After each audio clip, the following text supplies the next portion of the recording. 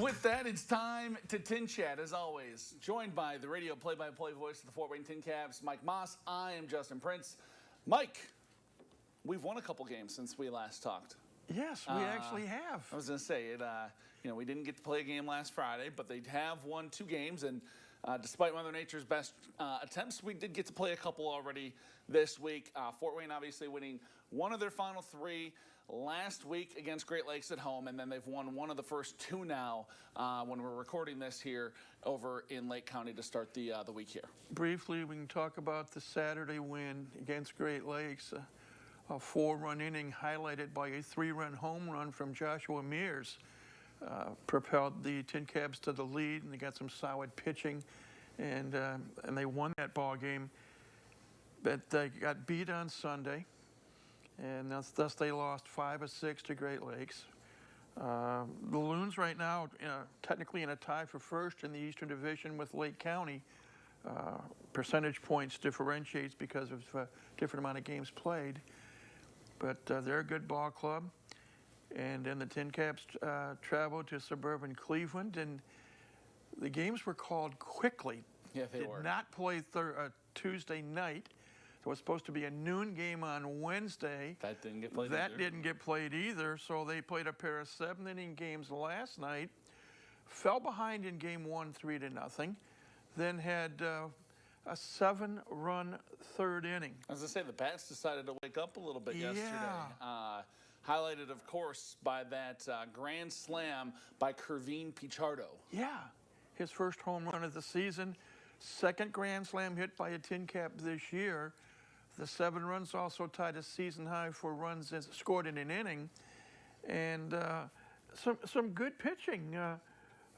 Garrett Hawkins went 4 strong innings, and then Aaron Howard pitched 1 inning and then started a 2nd and got into a little bit of trouble, and then Blanchard came in and he shut the door down, getting the final 6 outs, striking out 2 of those 6 who made an out. So a 13-5 win, and that buoyed the spirits just a little bit. But then you had the 30-minute break between games, and different team, different personnel to some degree in game 2. Yeah, they struggled a little bit where they had 8 hits, 13 runs in that first game. They really struggled there in that second game, just 2 hits, 2 runs.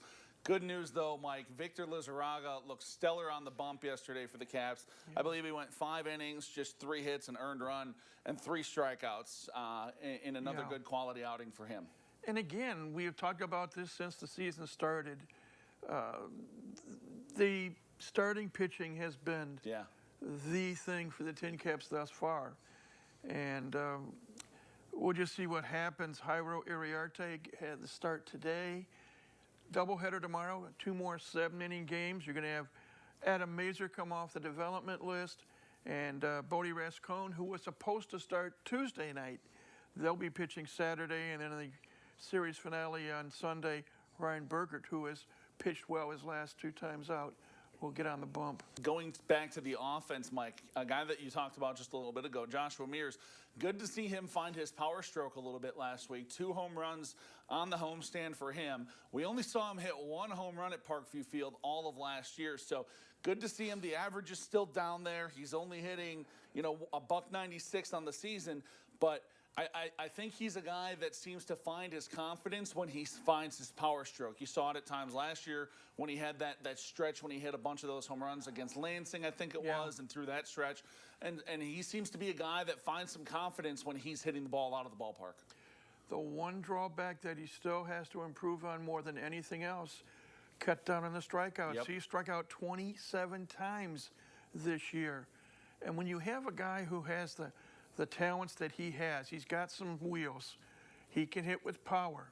He can hit the ball the other way. You need to take advantage of the pluses. Cut down on the strikeouts. Yeah, strikeouts have really been an issue for the team so far this season. Of their mainly regulars, a good 1, 2, 3, 4, 5, 6, 7, almost 10, 11 of them, Mike, have double-digit strikeouts. 3 or 4 of them look like they have 20-plus strikeouts. 3, 4, 5 of them have 20-plus strikeouts. So cutting down on the K is obviously going to be big for this team moving forward. But still, we've seen some better things over the last week, especially. Like we said, seeing that offensive outburst the other night, and then hopefully moving forward this weekend, we continue to see some offense. Obviously, like you said, we got the doubleheader on Saturday and then a game on Sunday, but really cutting down on the K is going to be big for this offense moving forward if they want to start climbing back up the standings. Yeah, and we always use this phrase or cliche, there are still a lot of games left to be played. That's true, but you can't stay in neutral forever.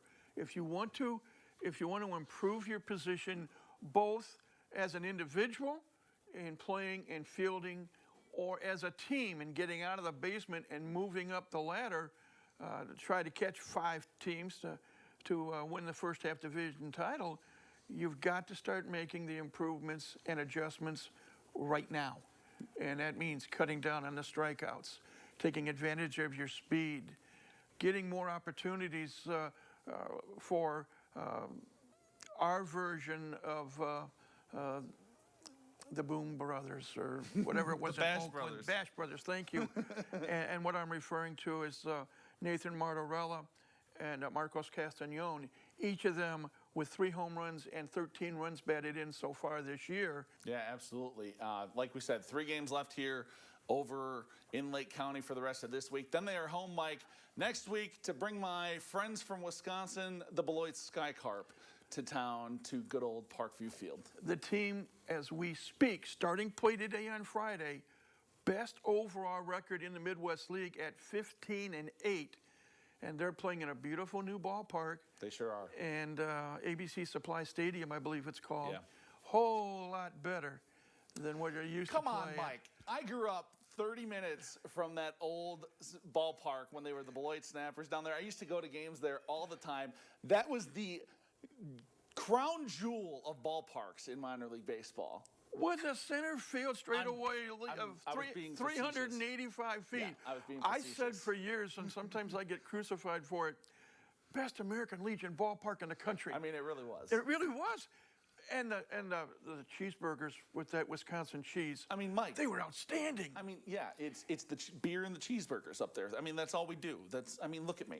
Yeah. I mean, look at me, Mike. That's all we do up there. Yeah. Beers, cheese, brats, you have it made. But yeah, so they bring Beloit to town next week. All kidding aside, the Sky Carp are playing really well. And again, 15-8, 8-4 at home, 7-4 on the road. And the TinCaps have to start making some dents into the opponent's road records, improving their home mark.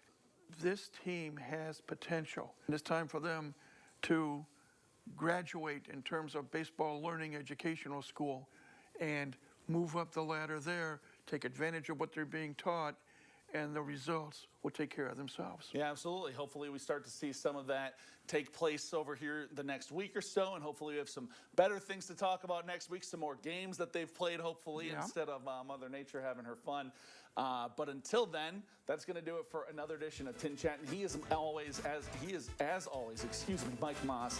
I am Justin Prince. That's going to do it for this edition of TinChattin. Elijah and I are back with more in the locker room right after this break.